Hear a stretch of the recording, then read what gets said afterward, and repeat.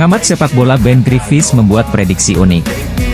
Timnas Indonesia disebutnya bisa finish di atas Cina bahkan Bahrain. Sekadar informasi, peringkat 1 dan 2 dari 3 grup di putaran ini akan otomatis lolos ke putaran final Piala Dunia 2026. Sementara, posisi 3 dan 4 dari 3 grup akan menuju ke babak keempat kualifikasi Piala Dunia 2026 zona Asia. Mereka akan dibagi lagi menjadi 2 grup berisi masing-masing 3 tim.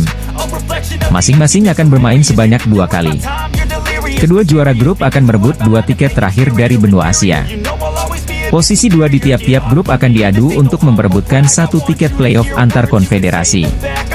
Maka, perjalanan untuk tim yang finish di posisi 3 dan 4 akan lebih panjang. Pengamat sepak bola AS ungkap Timnas Indonesia berpotensi lolos ke babak keempat kualifikasi Piala Dunia 2026. Ia juga mengungkap penyebabnya. Anak asuh Shin Tae-yong akan berjumpa Timnas Cina, Timnas Bahrain, Timnas Arab Saudi, Timnas Australia, dan Timnas Jepang. 3 negara yang disebut terakhir merupakan langganan putaran Piala Dunia. Sementara itu, Cina pernah tampil pada Piala Dunia 2002, dan Bahrain tetap merupakan kekuatan yang ditakuti di level Asia. Konfederasi Sepak Bola Asia telah menggelar agenda undian babak grup putaran ketiga kualifikasi Piala Dunia 2026 zona Asia. Agenda tersebut berlangsung di markas besar AFC, Kuala Lumpur, pada 27 Juni 2024 lalu. Hasilnya adalah, terciptanya satu grup neraka di putaran ketiga. Grup C dianggap sebagai grup berat karena diisi oleh beberapa tim top. Tim-tim yang menempati grup tersebut adalah Timnas Jepang, Timnas Australia, Timnas Arab Saudi, Timnas Cina, Timnas Bahrain, dan Timnas Indonesia. Hasil dari undian tersebut mengundang komentar dari salah satu penggawa tim Samurai Biru, yakni Takumi Minamino.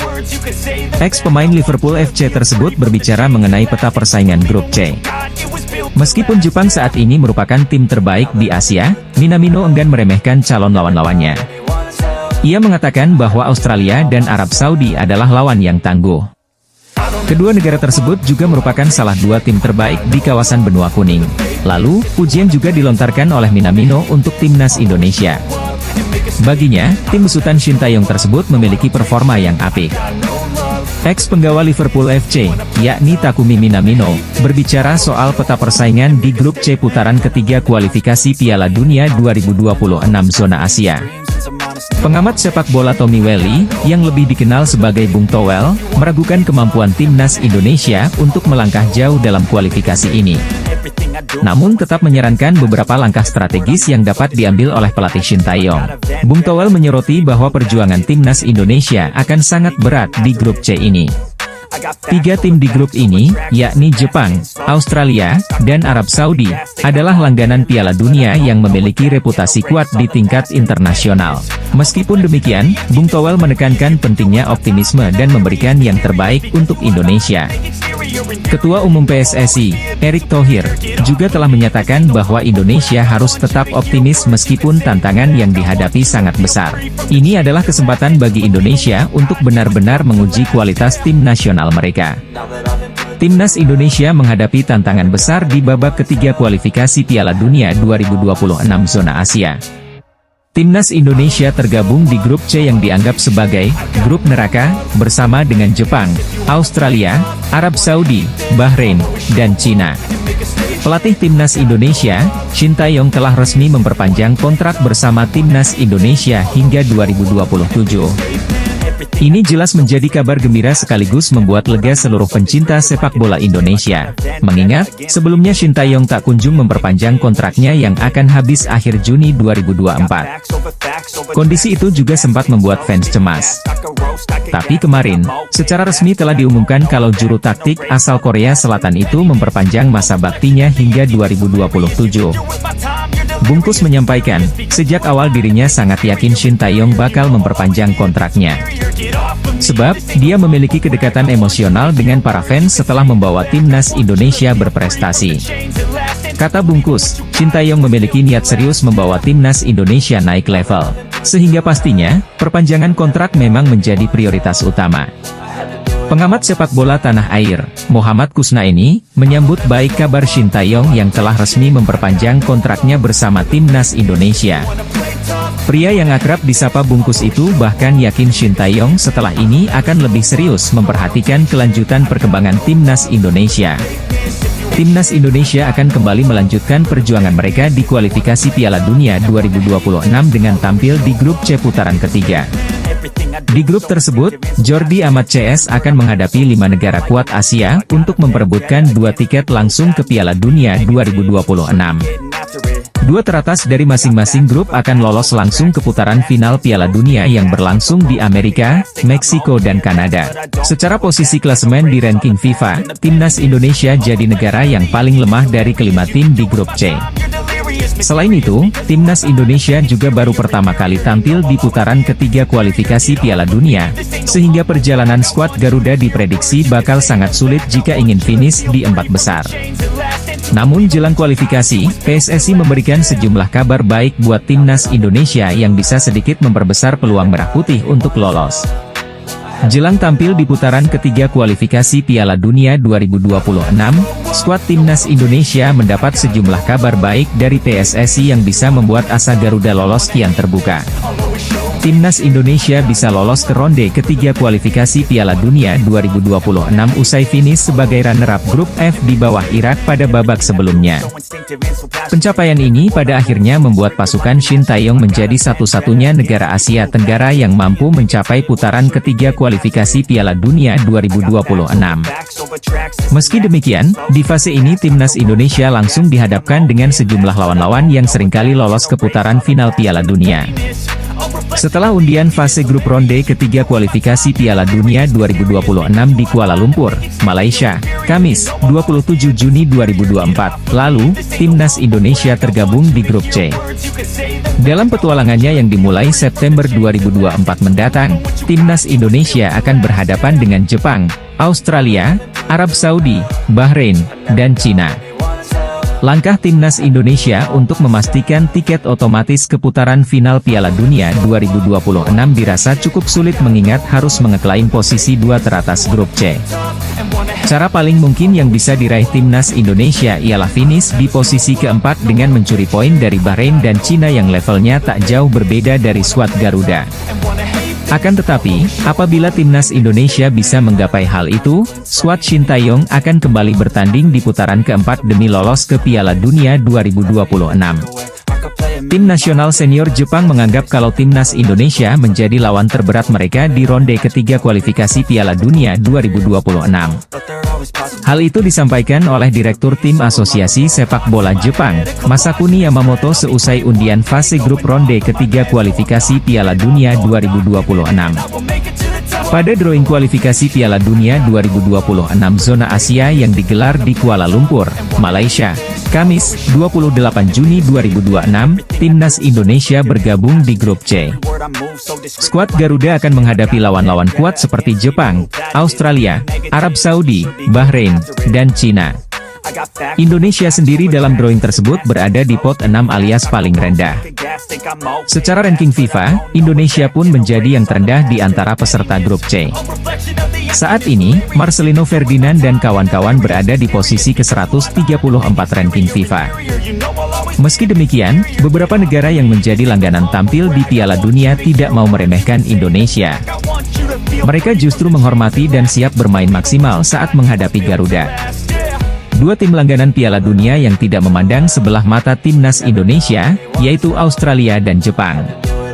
Kedua negara tersebut justru memuji perkembangan Timnas Indonesia. Dalam beberapa tahun terakhir, sepak bola Indonesia sedang sangat berkembang. Beberapa prestasi berhasil diraih seperti lolos ke 16 besar Piala Asia 2023. Ada 2 negara langganan Piala Dunia mulai mengakui kehebatan Timnas Indonesia di bawah asuhan Shin Tae-yong jelang putaran ketiga kualifikasi Piala Dunia 2026 zona Asia. Timnas Indonesia lolos ke putaran ketiga kualifikasi Piala Dunia 2026 zona Asia setelah menjadi runner-up grup F ronde kedua. Skuad Garuda duduk di peringkat kedua dengan mengoleksi 10 poin. Eksekutif Komite PSSI, Arya Sinulinga mengungkapkan akan ada 2 pemain naturalisasi baru.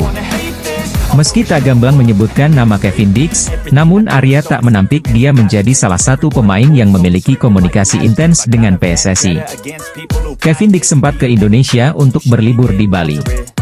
Namun pada kesempatan itu, Arya Sinulinga tidak bertemu dengan pemain keturunan Belanda Indonesia ini. Arya Sinulinga memang tak berani untuk berkomentar lebih jauh soal kedatangan pemain naturalisasi itu. Termasuk siapa pemain yang dimaksudkan oleh Arya yang akan menjalani proses naturalisasi demi timnas Indonesia. Selain nama Kevin Dix, ada pula nama Ula Romeni yang dikaitkan erat dengan timnas Indonesia. Timnas Indonesia akan tampil di grup C dalam putaran ketiga kualifikasi Piala Dunia 2026 zona Asia. Timnas Indonesia akan menghadapi lawan kuat seperti Jepang, Australia, Arab Saudi, Bahrain dan Cina. Jelang putaran ketiga ini, timnas Indonesia kebanjiran kabar bahagia. Timnas Indonesia berada di pot 6 pada drawing babak ketiga kualifikasi Piala Dunia 2026 zona Asia. Hasil drawing atau undian kemudian menempatkan timnas Indonesia di grup C. Menariknya, grup ini berisikan negara-negara kuat. Marcelino Ferdinand dan rekan-rekan akan bersaing dengan 5 negara lain seperti Jepang, Australia, Arab Saudi, Bahrain dan Cina. Menurutnya Ben Griffiths, timnas Indonesia berada di grup yang cukup berat dan bakal sulit bagi skuad Garuda jika ingin finish di urutan 2 besar. Dia mengatakan Jepang dan Australia yang sudah langganan ke Piala Dunia, akan mengambil alih 2 peringkat teratas di papan klasemen nanti. Sedangkan Arab Saudi yang kekuatannya cukup bisa mengimbangi 2 negara di atas, diprediksi bakal finish di peringkat 3 atau 4. Dengan demikian, untuk bisa maju ke babak keempat timnas Indonesia harus bersaing dengan Bahrain dan Cina untuk berada di posisi 4 besar. Timnas Indonesia diprediksi bisa lolos ke babak keempat kualifikasi Piala Dunia 2026 zona Asia. Prediksi tersebut disampaikan salah satu pandit asing asal Amerika Serikat, Ben Griffiths. Garuda tergabung di grup C kualifikasi Piala Dunia 2026 zona Asia bersama raksasa Asia seperti Jepang, Australia, Arab Saudi, Cina, dan Bahrain. Pengundian fase ketiga kualifikasi Piala Dunia 2026 zona Asia digelar di Kuala Lumpur, Malaysia, Kamis, 27 Juni 2024.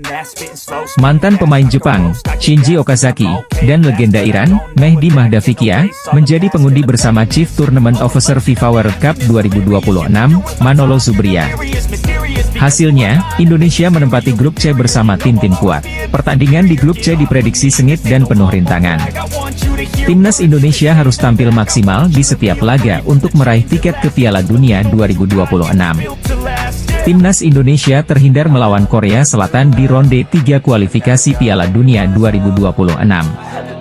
Ini sesuai dengan harapan Shin Tae-yong. Sebab Shin Tae-yong sempat mengatakan akan menjadi hal berbahaya jika Indonesia satu grup dengan Korsel. Korsel pasti sangat tahu cara bermain skuad arahan Shin Tae-yong. Setidaknya di Korsel, banyak pemain yang mengetahui dengan baik kelebihan dan kekurangan saya, sehingga menurut saya mereka akan lebih baik dari tim lain. Begitu juga dengan Indonesia, kata Shin kepada media Korsel, Yonhap pertengahan bulan ini. Indonesia masuk grup neraka di babak 3 kualifikasi Piala Dunia 2026. Penyerang berusia 19 tahun ini merupakan salah satu pemain diaspora Indonesia, yang merumput di Belanda. Ia bermain di kompetisi U21 bersama NEC Nijmegen. Soal kualitas di dalam lapangan, tak ada yang perlu diragukan dari sosok Mauro. Ia berstatus runner-up dalam daftar pencetak gol terbanyak di kompetisi U21. Sementara, soal kemauan membela timnas Indonesia, Mauro juga tak perlu lagi diragukan. Ia sudah memastikan siap untuk membela Merah Putih. Karir sepak bola Mauro dimulai ketika bergabung dengan AS Alkmaar pada 2019 silam. Tak lama, ia kemudian pindah ke tim muda AFC Amsterdam. Bersama AFC Amsterdam, Mauro menempuh tiap jenjang usia. Namun, semusim bermain di tim U18, ia meninggalkan AFC Amsterdam dan hengkang ke NEC Nijmegen U21. Saat berseragam NEC U21, Mauro kian matang. Ia merupakan salah satu andalan tim tersebut. Terbukti, sepanjang musim ini, ia bermain dalam 19 laga kompetisi U21. Timnas Indonesia mendapat alternatif baru untuk menyelesaikan permasalahan defisit striker yang ada di skuad mereka. Alternatif ini ada di sosok Mauro Zijostra. Sudah banyak pemain naturalisasi kini memperkuat timnas Indonesia dan mampu mengangkat performa timnas. Seperti Ragnar Oratmangoen, Justin Hubner, Nathan Choe Aon, Jay Itzes, Ivar Jenner, Rafael Strupp, dan lain-lain. Nah, masih ada sejumlah pemain keturunan yang kini antre karena ingin membela timnas Indonesia. Salah satunya adalah Mauro Zylstra. Penyerang 19 tahun itu dikabarkan sangat antusias untuk segera membela timnas Indonesia yang saat ini ditangani Shin Tae-yong. Mauro Zylstra memiliki darah Indonesia dari sang ayah. Sedangkan nenek dari pihak sang ayah lahir di Bandung, Jawa Barat. Mauro Zylstra dikenal sangat tajam sebagai striker. Data di Transfermarkt menyebutkan, Mauro Zylstra pernah membela NEC Nijmegen U21 pada musim 2023 hingga 2024. Ia sukses mencetak 8 gol dan 1 assist hanya dalam 12 pertandingan saja pada musim lalu. Timnas Indonesia tidak perlu khawatir kekurangan stok pemain.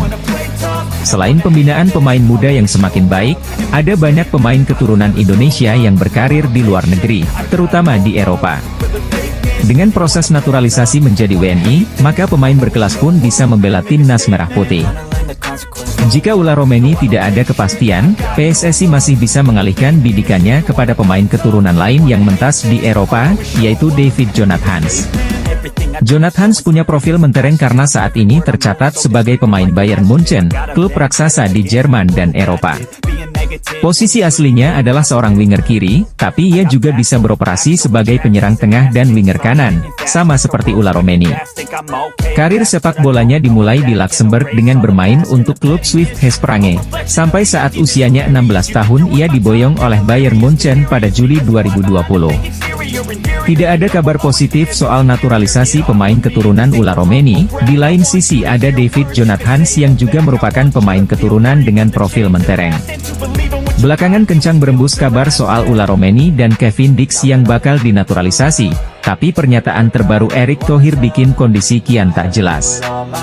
Ketua Umum PSSI itu menyebut tidak bisa mengonfirmasi kabar ini karena belum ada perjanjian hitam di atas putih antara PSSI dengan kedua pemain tersebut. Selain Jero Riedewald, wonderkid milik Tottenham Hotspur ini juga menjadi pemain Liga Inggris yang hampir dinaturalisasi timnas Indonesia.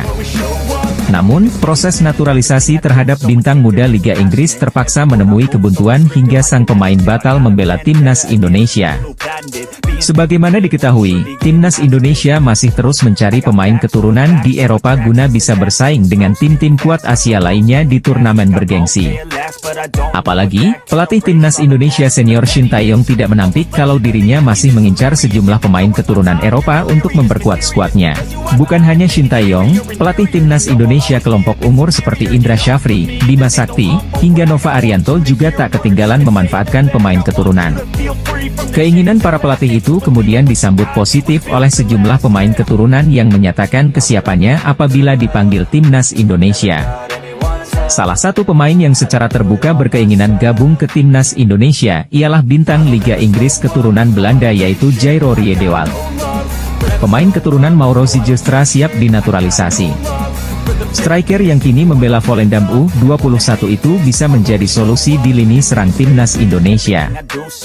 Mauro Zylstra belak-belakan tertarik untuk memakai kostum berlogo Garuda di dada. Sayangnya hingga detik ini PSSI belum memberikan penawaran resmi untuknya. Dia berharap kepada Fardi Bahdim selaku perwakilan PSSI di Belanda untuk segera memproses naturalisasi. Mauro Zylstra berjanji bakal berkontribusi apik untuk skuad Garuda arahan Shin Tae-yong. Statistiknya bukan kaleng-kaleng, dia berhasil mencetak 8 gol dan 1 assist hanya dari 12 pertandingan. Angkat itu membuat Mauro Zylstra finish di posisi runner-up top skor. Ini menjadi catatan yang bagus buat timnas Indonesia yang masih kekurangan striker tajam. Ketua Umum, Ketum, PSSI, yakni Erick Thohir, angkat bicara mengenai perkembangan proses naturalisasi calon kiper timnas Indonesia, yakni Martin Paes.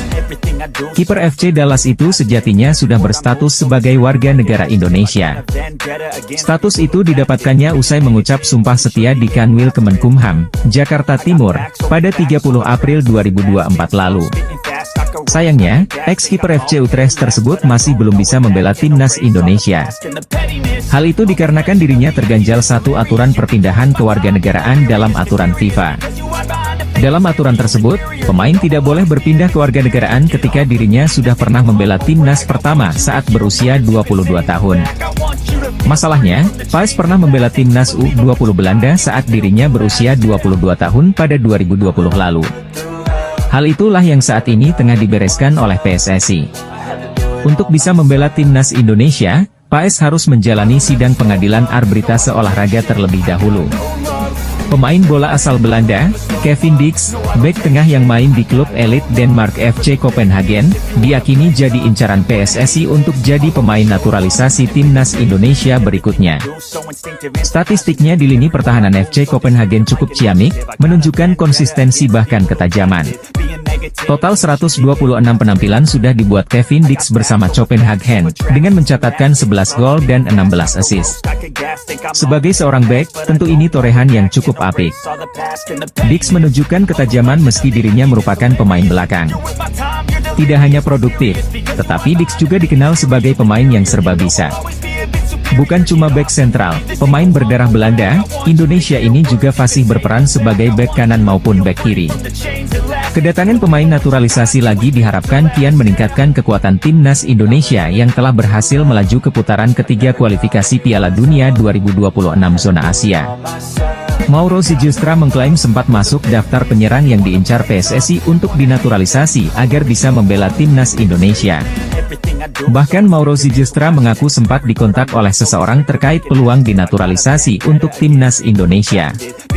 Aku pernah ada kontak, aku masuk list pemain striker yang mereka inginkan, jadi aku ada di list mereka dan mereka interest, ujar Mauro Sijustra dikutip dari channel YouTube Yusa Nugraha pada Sabtu, 22 Juni 2024. Namun penyerang berusia 19 tahun ini mengungkapkan belum ada pembicaraan secara resmi soal proses naturalisasi.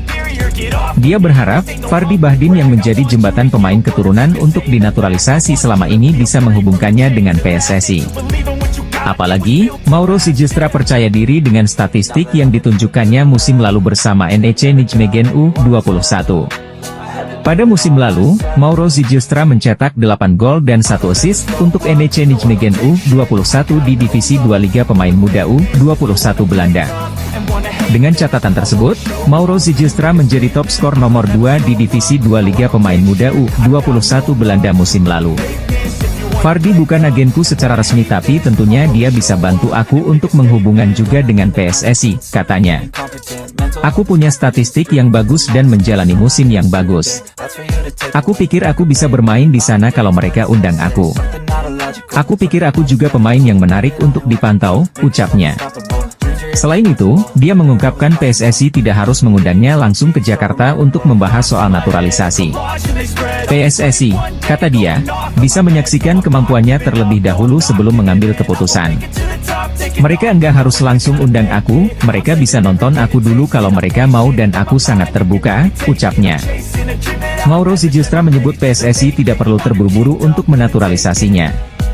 Pasalnya, semakin bertambahnya usia dan pengalaman bermain di level tinggi, maka kemampuannya pun akan semakin bertambah. Aku pikir akan lebih ideal lagi jika bermain untuk Indonesia karena sudah memiliki level sepak bola profesional senior, kita akan lihat ke depannya, ucapnya. Penyerang keturunan yang baru saja pindah ke FC Volendam U21 di Divisi 2 Liga Pemain Muda U21 Belanda, Mauro Sijustra mengaku siap memperkuat timnas Indonesia.